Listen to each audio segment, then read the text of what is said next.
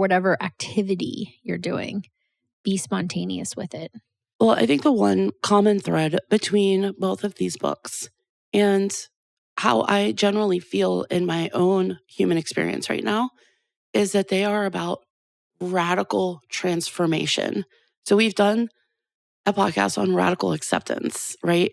And the idea, we look at the word radical, and it's something that is looked at with a negative light in terms of that word.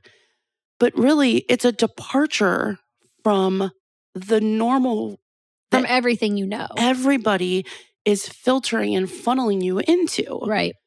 It's a departure from that. It's okay to think outside the box, to color outside the line, so to speak.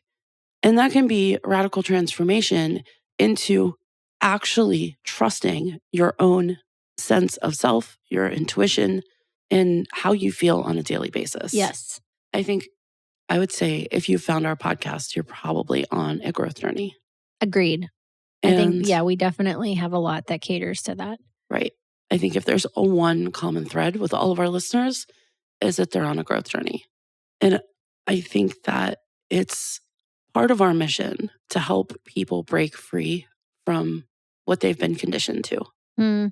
Or at least understand a little bit more about it and question it. Naturally, I'm a big supporter of beliefs. And I think that beliefs are critical to being grounded, being safe.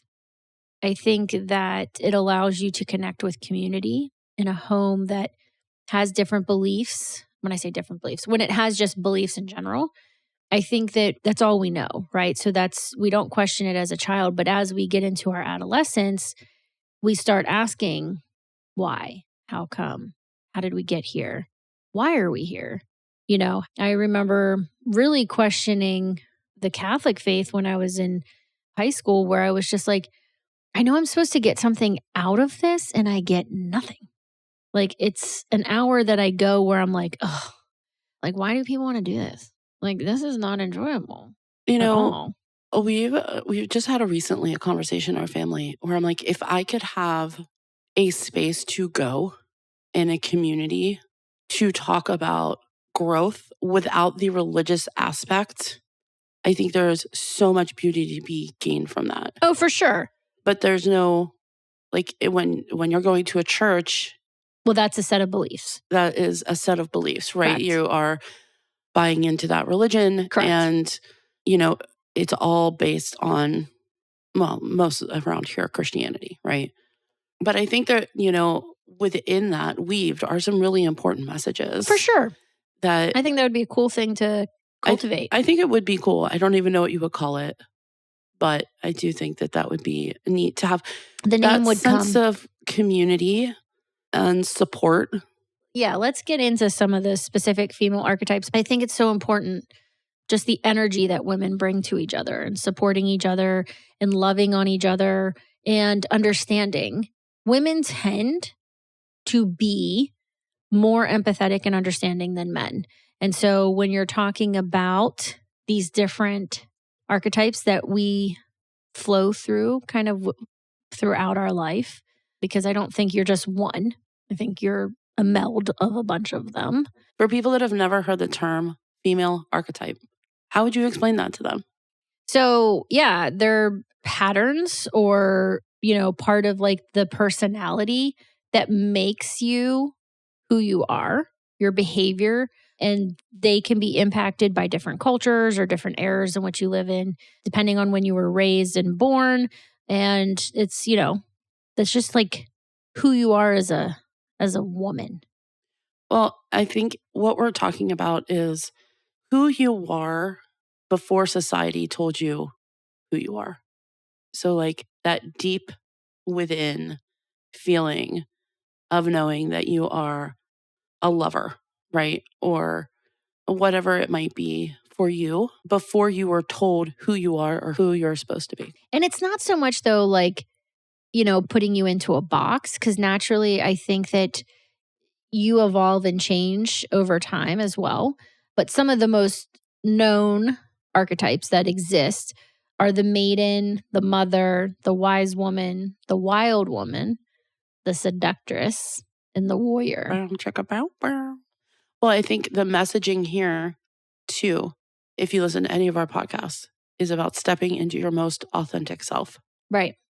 And when we peel back the armor that we've built around ourselves and we embrace the vulnerability of being a woman and tapping into the divine feminine, then in what way are we thriving, right? And I think that's what speaks to me the most is that women thrive regardless of how history has told us that we are supposed to be this or supposed to be that. Women are thriving. Oh, yeah.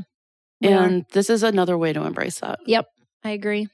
And the thing that it's such a threat to men, especially, but even to like other women, you know, and I think it's breaking down those barriers that just because we're standing in our power, we're not threatening anybody. We're just owning what is ours. We're just owning what we harness, that energy that we exude. And I think that that is a key message too, because how many times have you throughout your journey stepped into something and have somebody diminish or cut you off at the knees and then you have to like rebuild yourself again and how great it would be if you had somebody on the other side that also was like high-fiving you and like, yes, let's go. Because the other thing that I think on that same breath is just how energy attracts energy, right? So when you have been around other women that genuinely encourage you, genuinely support you, genuinely help you, and that can be identifying something within your own psyche or within your own ego where you're like, they're giving you feedback, but you know it's coming from like a genuine place, not a judging place. That energy that is cultivated, that starts swirling around is infectious. Right. And that's where it can also be in turn kind of looked at as a threat. And I think that part of my journey is identifying when those situations happen and being able to break it down and be like, no, right. We're not going to do this. I think for me, this, you know, we're in a time of spring and transformation and rebirth. And I'm reminding myself that it's okay to remember my roots, my primal roots, right? And I have to root down and I have to ground in order to rise up, because that's where I'm able to navigate life from my best self, right? Because you're talking about, okay, well, I don't have to be this person for that person. I don't have to be anything other than who I am.